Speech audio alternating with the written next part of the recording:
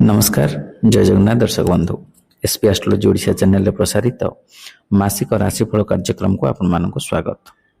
दर्शक बंधु आज आम आलोचना करबा जे अगस्त 2026 रे केमिति रहिबो राशि चक्र षष्ठ राशि कन्या राशि व्यक्तिविशेष मानक पई शुभाशुभ राशिफल विषय रे विस्तृत भाव आलोचना करबा प्रतिकार सहित किंतु ता पूर्व आपण मानक एक अनुरोध जदि आपण माने हम चैनल को प्रथम दर कर आसी ते वीडियो को लाइक करंतु शेयर करंतु और चैनल को सब्सक्राइब करी पाखरे थिया बेल आइकन को प्रेस करंतु।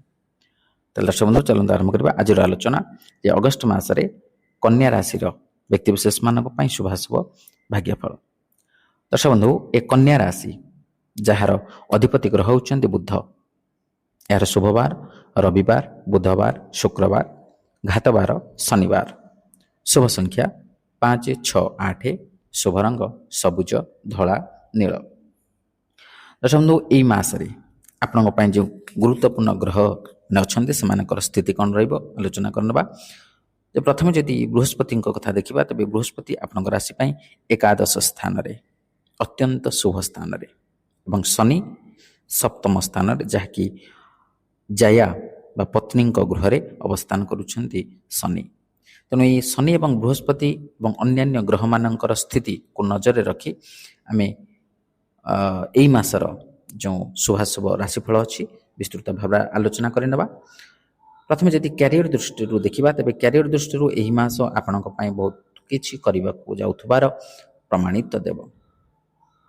क्रोधर भावनारू बंचंतु एवं निज सहकर्मी मानंकु भरपूर गुरुत्व दियंतु। यह फल आपण मध्य आपणक काम भल सफलता प्राप्त करि परिबे। मासर शेषार्धरे व्यवसाय रे भल अग्रगति देखा दे पारे। छात्र छात्री मानक पई एही मासटी समानको सफलता आनि दे पारे। लगातार कठोर परिश्रम सफलता आड़कू नहीं जीव एवं आपण मध्य से सफलता को प्राप्त करि परिबे। आपणक लढ़ीबार मनोभाव वृद्धि पाइब जहाँ आपणक श्रृंखलित भाव में आपणक पाठपढ़ा जारी रखिबारे साहाय्य करिब। एही मासटी पारिवारिक विषय गुड़िक अनुकूल हेबार संभावना रही। परिवारर वरिष्ठ सदस्य माने घरे एक शक्तिशाली स्थिति रे रहिबे एवं सेमानक निर्देशनारे पारिवारिक परिस्थितिर उन्नति हेब।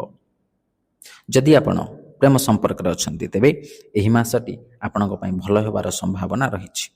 आपणक प्रियजन को खुशी करने एवं समर्थन करने अनेक चेष्टा करेंगे। विवाहित व्यक्ति माने संतान पाई शुभ समाचार पाई पारंती। आर्थिक भाव में यही मासटी आपण अनुकूल हेब। किछि खर्च अप्रत्याशित भाव में देखा दे पारे तेबे एगुड़िक आवश्यक खर्च हेब। तेणु आपण को अर्थ खर्च करने को पड़ पारे। स्वास्थ्यर दृष्टिकोण यही मासटी उत्थान पतन परिपूर्ण रहिबो।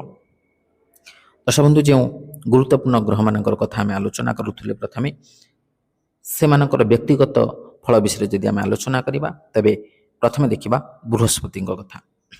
ए बृहस्पति होउचंती धन धान्यर कारक विद्या बुद्धिर कारक जश कीर्तिर कारक आध्यात्मिकतावादीर कारक समस्त प्रकार सकारात्मक दिगर कारक होउचंती देवगुरु बृहस्पति। बृहस्पति गोचर स्थिति अनुसार द्वितीय पंचम सप्तम नवम एवं एकादश स्थान रे अत्यंत शुभ फल प्रदान करती।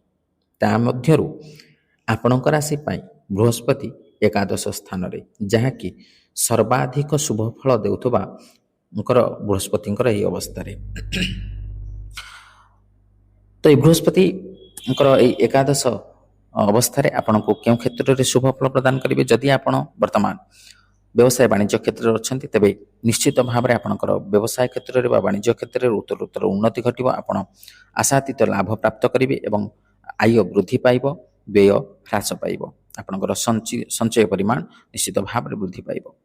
जदि आप पार्टनरशिप व्यवसाय करुँच तेज आपंकर पार्टनर पूर्ण सहायता आप प्राप्त करेंगे जहाँकि आपण व्यवसाय को आगक नापी पूर्ण सहायक हो।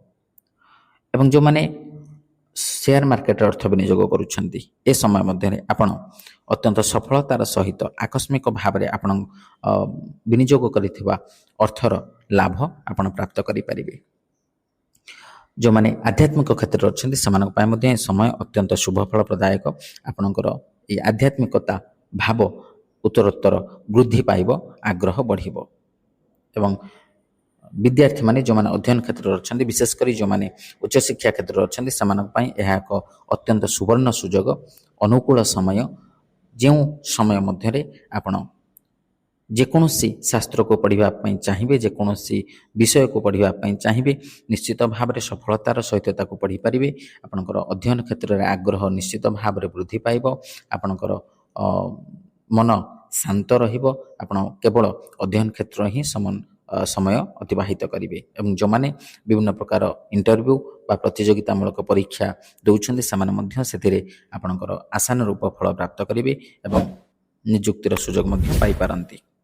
ଏବଂ ସ୍ୱାସ୍ଥ୍ୟ କ୍ଷେତ୍ରରେ ମଧ୍ୟ ଆପଣ ଏହି ସମୟ ମଧ୍ୟରେ ଶୁଭ ଫଳ ପ୍ରାପ୍ତ କରିବେ। ଏବଂ ବିଶେଷ କଥା ଯେଉଁଟା ମୁଖ୍ୟତଃ ଗୁରୁତ୍ୱପୂର୍ଣ୍ଣ କଥା ଯେ ବୃହସ୍ପତି ଯେତେବେଳେ ଏକାଦଶ ସ୍ଥାନରେ ରହିଥାନ୍ତି ସେତେବେଳେ ସେହି ରାଶିର ଯେଉଁ ରାଶି ପାଇଁ ଏକାଦଶ ବୃହସ୍ପତି, ସେ ରାଶିର ବ୍ୟକ୍ତିବିଶେଷମାନଙ୍କ ପାଇଁ ଯାହା କିଛି ଅଛି ମନସ୍କାମନା ସେମାନଙ୍କର ନିଶ୍ଚିତ ଭାବରେ ପୂରଣ କରନ୍ତି। ଏବଂ ଯେଉଁ କାର୍ଯ୍ୟ ଅନେକ ଦିନ ଧରି ପଡ଼ି ରହିଛି ବା ଆପଣ ବାକି ରହିଯାଇଛି, ଯେଉଁଟାକୁ ସମ୍ପୂର୍ଣ୍ଣ କରିବା ପାଇଁ ଆପଣଙ୍କର ଇଚ୍ଛା ମଧ୍ୟ ଥିଲା, ଆଗ୍ରହ ମଧ୍ୟ ଥିଲା, କିନ୍ତୁ ହେଇପାରୁନଥିଲା, ତାହା ନିଶ୍ଚିତ ଭାବରେ ଏହି ସମୟ ମଧ୍ୟରେ ବୃହସ୍ପତି ଆପଣଙ୍କୁ ପୂର୍ଣ୍ଣ କରାଇବେ ବା ଆପଣଙ୍କର ଅନେକ ଦିନ ଧରି ରହିଥିବା ମନସ୍କାମନା, ଇଚ୍ଛା ଏବଂ ଅଟକି ରହିଥିବା କାର୍ଯ୍ୟ ନିଶ୍ଚିତ ଭାବରେ ପୂର୍ଣ୍ଣ ହେବ।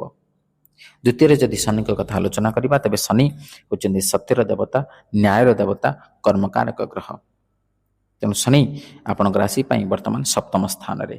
ଏହି ଗୋଚରୀୟ ସ୍ଥିତି ଅନୁସାରେ ଶନି ତୃତୀୟ, ଷଷ୍ଠ, ଦଶମ ଏବଂ ଏକାଦଶ ସ୍ଥାନରେ ଶୁଭ ଫଳ ପ୍ରଦାନ କରନ୍ତି। ତେଣୁ ସପ୍ତମ ସ୍ଥାନରେ ଶନି ରହିଥିବାରୁ ସପ୍ତମ ସ୍ଥାନ ବିଶେଷ କରି ଆମେ ସପ୍ତମ ଭାବରୁ ଜାୟାର ବିଚାର କରିଥାନ୍ତି, ପତ୍ନୀର ବିଚାର କରିଥାନ୍ତି ବା ସ୍ତ୍ରୀଙ୍କର ବିଚାର କରିଥାନ୍ତି। ଜଣେ ପୁରୁଷର ଜାତକରୁ ସପ୍ତମ ଘରୁ ତାର ସ୍ତ୍ରୀର ବିଚାର ଏବଂ ଜଣେ ନାରୀର ବା ସ୍ତ୍ରୀର ଜାତକରୁ ସପ୍ତମ ଘରୁ ତାର ସ୍ୱାମୀର ବିଚାର କରିଥାନ୍ତି। ତେଣୁ ଏହି ସପ୍ତମ ଶନି ଆପଣଙ୍କ ପାଇଁ କର୍ମକ୍ଷେତ୍ରରେ କିଛି ଅଂଶରେ ମିଶ୍ରିତ ଫଳ ପ୍ରଦାନ କରିପାରନ୍ତି। କାରଣ ଯେହେତୁ ସପ୍ତମ ସ୍ଥାନରେ ଶନି ରହିଲେ ଅଶୁଭ ଫଳ ପ୍ରଦାନ କରିବେ, କିନ୍ତୁ ଅନ୍ୟାନ୍ୟ ଗ୍ରହମାନଙ୍କର ଯେଉଁ ସଂଯୋଗ ରହିଛି ତାହା ଫଳରେ ଆପଣ ଶନିଙ୍କ ଦ୍ୱାରା ମଧ୍ୟମ ଧରଣର ଅଶୁଭ ଫଳ ବା ଶୁଭ ଫଳ ପ୍ରାପ୍ତ କରିପାରନ୍ତି। ତ କର୍ମକ୍ଷେତ୍ରରେ ଏ ସମୟ ମଧ୍ୟରେ ଆପଣ ସ୍ଥିରତା ଅନୁଭବ କରିବେ, ନା ଆପଣ ଉନ୍ନତି କରିବେ ନା ଅବନତି କରିବେ। ତେଣୁ କର୍ମକ୍ଷେତ୍ରରେ ଆପଣ କର୍ମକୁ ପରିବର୍ତ୍ତନ କରିବା ପାଇଁ ଯଦି ଚାହୁଁଥାନ୍ତି ତେବେ ସେଥିରୁ ସାମାନ୍ୟ ରୂପରେ ବିରତ ରୁହନ୍ତୁ। ଯେଉଁମାନେ କର୍ମକ୍ଷେତ୍ରରେ ଅଛନ୍ତି ସେମାନଙ୍କର ସେହି କର୍ମକ୍ଷେତ୍ର ଯଥାସମ୍ଭବ ରହିବା ପାଇଁ ଚେଷ୍ଟା କରନ୍ତୁ। ଯେଉଁମାନେ ନୂତନ ଭାବରେ କର୍ମପ୍ରାପ୍ତି ନିମନ୍ତେ ଆବେଦନ କରୁଛନ୍ତି ସେମାନଙ୍କ ପାଇଁ ଏ ସମୟଟି ଅନୁକୂଳ ନହେଲେ ମଧ୍ୟ ସମ୍ପୂର୍ଣ୍ଣ ଭାବରେ ପ୍ରତିକୂଳ ନୁହେଁ। ତେଣୁ ଆପଣ ନିରନ୍ତର ଭାବରେ ଚେଷ୍ଟା କରନ୍ତୁ, ପ୍ରଚେଷ୍ଟା କରନ୍ତୁ, ସତ୍ ମାର୍ଗରେ ରହି, ନ୍ୟାୟ ମାର୍ଗରେ ରହି, ତାହେଲେ ନିଶ୍ଚିତ ଶନିଙ୍କର କୃପା ଆପଣ ଲାଭ କରିପାରିବେ। ଏବଂ ଏ ସମୟ ମଧ୍ୟରେ ଆପଣ ଯଦି ପୁରୁଷ ହୋଇଥାଏ ତେବେ ସ୍ତ୍ରୀ ଜନିତ କୌଣସି ନା କୌଣସି ସମସ୍ୟା ଆପଣ ଅନୁଭବ କରିପାରନ୍ତି, ସ୍ୱାସ୍ଥ୍ୟକୁ ନେଇ ହେଉ ବା ଅନ୍ୟାନ୍ୟ କ୍ଷେତ୍ରକୁ ହେଉ। ବା ଯଦି ଜଣେ ନାରୀ ହୋଇଥାନ୍ତି ତେବେ ଆପଣ ଆପଣଙ୍କର ସ୍ୱାମୀଙ୍କ ଜନିତ ସମସ୍ୟା ମଧ୍ୟ ଆପଣ ଅନୁଭବ କରିପାରନ୍ତି, ସେ ସ୍ୱାମୀଙ୍କର ସ୍ୱାସ୍ଥ୍ୟ ହେଉ, ଆର୍ଥିକ କ୍ଷେତ୍ରରେ ହେଉ ବା ଅନ୍ୟାନ୍ୟ କ୍ଷେତ୍ରରେ ହେଉ। ତେଣୁ ଏ ଶନିଙ୍କର ଶୁଭ ଦୃଷ୍ଟି ପ୍ରାପ୍ତ କରିବା ପାଇଁ ଆମେ ମଧ୍ୟ ପ୍ରତିକାର ବିଷୟରେ ଆଲୋଚନା କରିବା। ତେବେ ଦର୍ଶକ ବନ୍ଧୁ, ଯେଉଁ ଶୁଭ ଏବଂ ଅଶୁଭ ଫଳ କଥା ଆମେ ଆଲୋଚନା କଲେ, ସେ ଅଶୁଭ ଫଳକୁ ପରିତ୍ୟାଗ କରି ଶୁଭ ଫଳ ପ୍ରାପ୍ତ କରିବା ପାଇଁ ଆମେ କେତେ ଗୁଡ଼ିଏ ପ୍ରତିକାର ବିଷୟରେ ଆଲୋଚନା କରିବା। ସେ ପ୍ରତିକାର ଗୁଡ଼ିକ ହେଉଛି ଆପଣଙ୍କୁ ବୁଧବାର ଦିନ ଶ୍ରୀରାମ ରକ୍ଷା ସ୍ତୋତ୍ରର ପାଠ କରିବା ଉଚିତ। ଶନିବାର ଦିନ ଆପଣ ହନୁମାନଙ୍କର ଦର୍ଶନ କରନ୍ତୁ ବା ଶନିଙ୍କର ଦର୍ଶନ ମଧ୍ୟ କରିପାରିବେ। ହନୁମାନଙ୍କର ଚାଳିଶା ଯେଉଁ ଅଛି ସେ ହନୁମାନ ଚାଳିଶା ଆପଣ ପ୍ରତିଦିନ ପାଠ କରନ୍ତୁ ଏବଂ ସୋମବାର ଦିନ ଶିବଙ୍କର ଦର୍ଶନ କରିପାରିବେ ବା ସୁନ୍ଦରାକାଣ୍ଡ ପାଠ କରିପାରିବେ। ଏହା କରିବା ଦ୍ୱାରା ନିଶ୍ଚିତ ଭାବରେ ଆପଣଙ୍କର ଶନିଙ୍କର ଶୁଭ ଦୃଷ୍ଟି ପ୍ରାପ୍ତ କରିପାରିବେ। ତାହେଲେ ଦର୍ଶକ ବନ୍ଧୁ, ଆଶା କରି ଭିଡ଼ିଓଟି ଭଲ ଲାଗିଥିବ। ଯଦି ଭଲ ଲାଗିଛି ଭିଡ଼ିଓଟିକୁ ଲାଇକ୍ କରନ୍ତୁ, ସେୟାର କରନ୍ତୁ ଏବଂ ଆପଣଙ୍କର ସୁଚିନ୍ତିତ ମତାମତ ଦେବାକୁ ଜମା ଭୁଲନ୍ତୁନି। ଆଜି ପାଇଁ ବିଦାୟ ଦିଅନ୍ତୁ। ରହିଲି, ନମସ୍କାର, ଜୟ ଜଗନ୍ନାଥ।